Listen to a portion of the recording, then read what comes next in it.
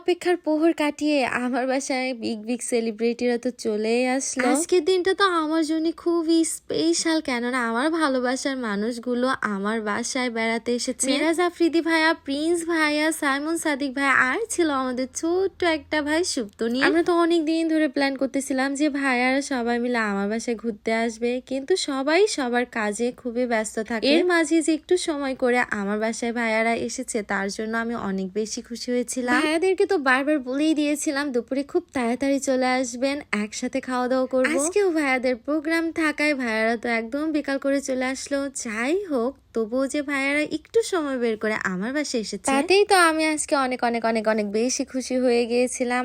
এছাড়া আমার বাসায় যেহেতু স্পেশাল মানুষগুলো আসছে, তাই তো আম্মুকে বলেছিলাম আম্মুর হাতের স্পেশাল রান্নাগুলোই করতে। ভাইয়ারা সবাই একসাথে খাওয়া দাওয়া করলো। ভাইয়াদের খাওয়া দাওয়া শেষ করে এই যে দেখছেন আমরা দুই ময়না পাখি, আর এই যে আমার চাস্তু বোন। এখন তো আমরা একসাথে বসে খাওয়া দাওয়া করছিলাম। এদিকে আমার বোন তো সেই সকাল থেকে খাওয়া শুরু করছে, তার যেন খাওয়া কোনোভাবেই থামছে না। আমার মায়ের হাতের রান্না ছাড়া যেন আমি তৃপ্তি করে কোথাও খেতে পারি না। ছোটবেলা থেকে আমি সব সময় আমার আম্মুর হাতের রান্নার অনেক বেশি প্রশংসা করি, কেননা আমার মায়ের হাতের রান্না আমার খুবই প্রিয়।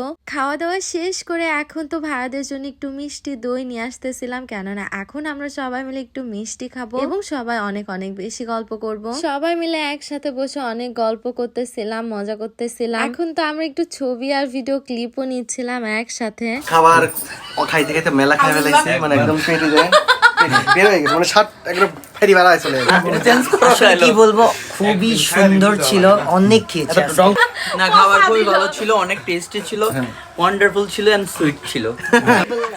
আলহামদুলিল্লাহ খাওয়াটা অনেক ভালো ছিল। কেমন হলো না, আমি তো নিষেধ করে আমি এটা কি হলো, এটাই তো সায়েন্স। আর বিশেষ করে এরা তো রান্না করছেই নামে, বাট আন্টিকে বেশি ধন্যবাদ। এরা সারাদিন অনেক রান্না করছে, অনেক।